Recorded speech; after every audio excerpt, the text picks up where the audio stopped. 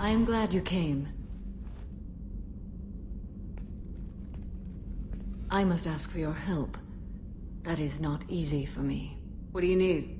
When we met on Ilium, I told you about a very dangerous person I was pursuing. Using the information you obtained, I have located her. She's been going by the name Morinth. I would like to apprehend her before she disappears again. Didn't you say you'd pick up her trail after our mission? I know where she is, right now. In a month, she may be gone. This is the best opportunity I've ever had. Where is she? Omega, a nightclub called Afterlife, which seems a perfect place for her to hunt. How important is this? Killing her has been my focus for 400 years. It is the most important thing in my life, and the reason I became a Justicar. Tell me about her. She is an Ardat Yakshi. It is a term from a dead Asari dialect. It means demon of the night winds, but that is mythology. She is simply a very dangerous woman who kills without mercy. You're dangerous too. As are you. But she is different. Morinth suffers a rare genetic disorder. When she mates with you, there is no gentle melding of nervous systems. She overpowers yours, burns it out, hemorrhages your brain. You end up a mindless shell, and soon after, you are dead. Why isn't this ever mentioned in Asari literature or art? When we were primitive, there was much fascination with Ardat Yakshi. Some cultures worshipped them as gods of destruction. Now the Asari have a place in the galaxy, and they don't wish this defect to be widely known. As far as I know, only 3 exist today. 2 chose a life of seclusion. The 3rd ran. Morinth. She ran, and I am sworn to kill her. I don't know that I blame her for running. When she fled, she proved her addiction. She was not taking a great moral stand. She simply wants to keep killing. She is a tragic figure, but not a sympathetic one. Can't she abstain? Each encounter gives her strength. The effect is narcotic. The more she does it, the more she needs to do it. She will never stop. She can't. So you hunt down these Asari just because they're born with a genetic condition? It manifests with maturity. When one is diagnosed, she is offered the chance to live in seclusion and comfort. If she refuses, it shows her addiction to the ecstasy she gets from killing her mates. There is no redemption for such a person. They have to choose between prison and death. It is an addictive condition. Remember how adaptive we are. If Morinth does not want to be cured, she won't be. Isn't she only deadly to the people she mates with? Each time she kills, she becomes stronger, smarter, and faster. And she's been doing this for 400 years. She confuses her victims, twists their feelings. They will do anything for her favor. We need to stop her. Thank you, Commander. There are no words to express what this means to me. There is one thing more. This creature, this monster. She is my daughter.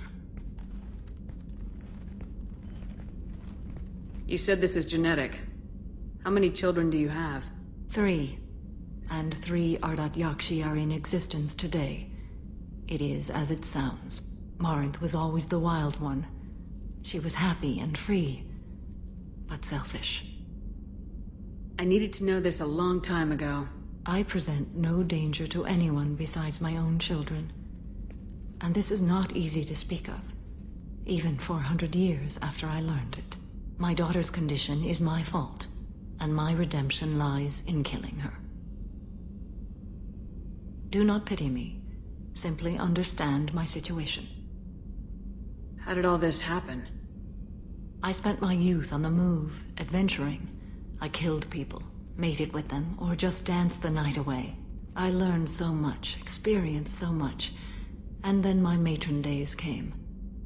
I could finally sit back, bask and enjoy my family. But in one moment, it was all taken away. We've all suffered, Samara. I'm not asking for your pity. I am trying to explain why this is so important to me. Shall I stop? Keep going. I'm listening. I sat in a med lab while a nearsighted doctor droned at me, and I learned that nothing was as I thought it would be. I gave up all that I possessed. I own nothing, claim nothing. All my knowledge will die with me. Now my purpose is to destroy my own children. You either get stuck in your past or forget it and move on. I am not stuck in my past. I am out to rectify it. Help me find my long-lost daughter. And kill her. We'll go find Morinth.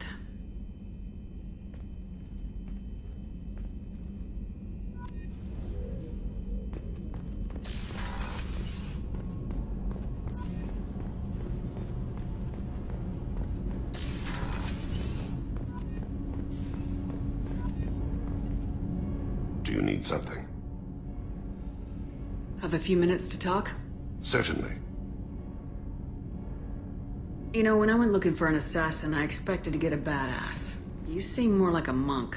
In my experience, those who are truly dangerous don't act like they are. The Hanar trained my body for this role since I was 6 years old. You've been killing since you were 6? Of course not. I didn't make my first kill until I was 12. They were training me. I was not to be used and thrown away. I was an investment. You were a child, not an investment. I've given you the wrong idea. They valued me, yes, as a resource, but also as a person. They regretted their need for me. Why did your parents agree to this? The agreement was made under the Compact. It was an honor for our family. The Compact? We live on the Hanar homeworld because they rescued us, some of us, from extinction. We owe them our lives. That is the Compact. But you don't kill for the Hanar anymore. You're freelance. What changed? I was asleep for a long time, yes. I paid no attention to what my body was asked to do, but then... Laser dot trembles on the skull. One finger twitch. He dies. Then, the smell of spice on a spring wind. Sunset-colored eyes defiant in the scope. The laser dances away. My apologies. Drells slip into memory so easily. Was that one of your assassinations? Yes. Perhaps we can discuss it later. I've wasted too much of your time.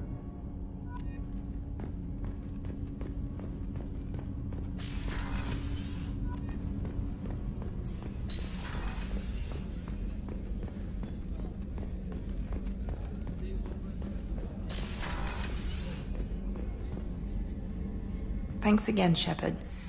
Taking the time to help me with my sister. I couldn't have reached Oriana in time without your help.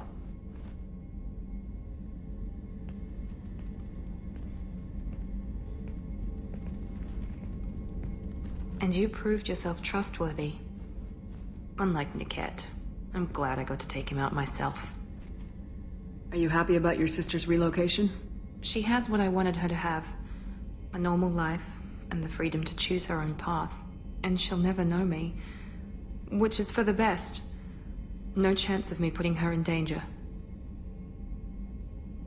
What's your impression of her? Do you think she's happy? I don't know. Even if I talked with her, I doubt I'd know.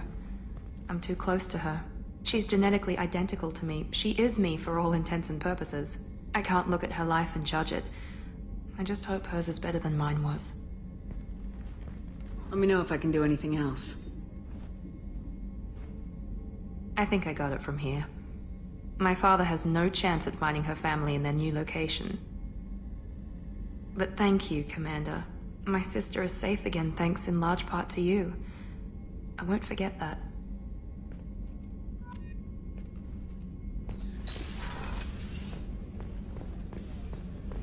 Thank you, Commander. Rupert put the new supplies to good use.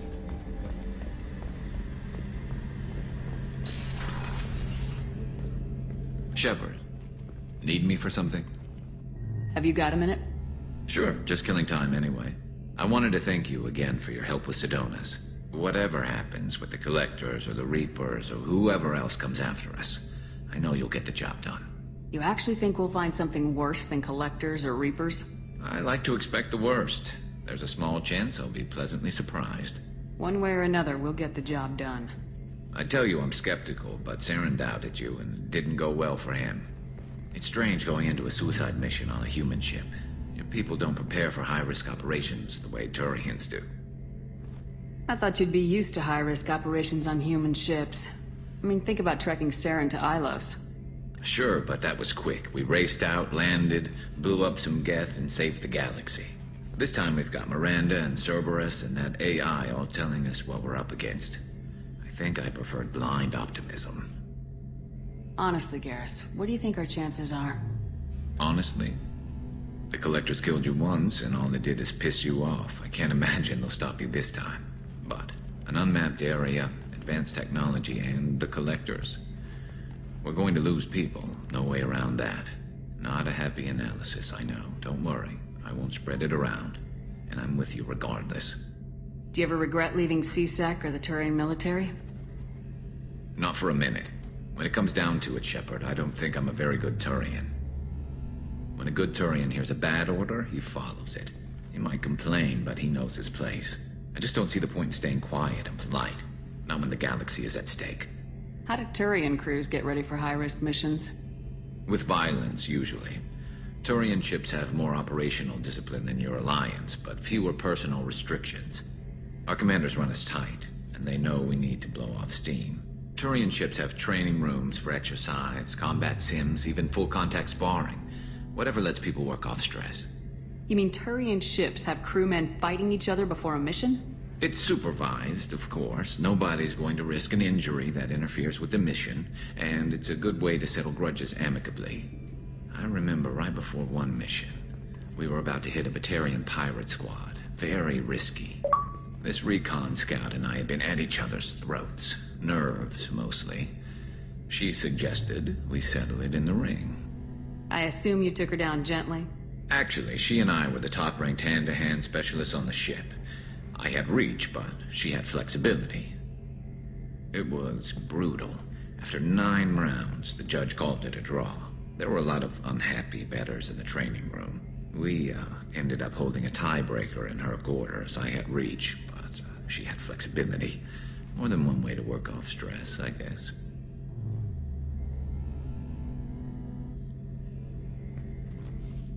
It sounds like you're carrying some tension.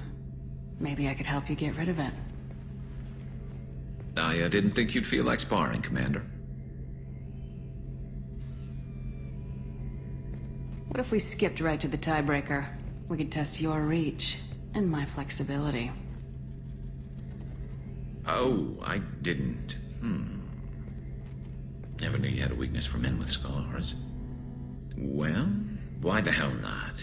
There's nobody in this galaxy I respect more than you, and if we can figure out a way to make it work, then... yeah, definitely.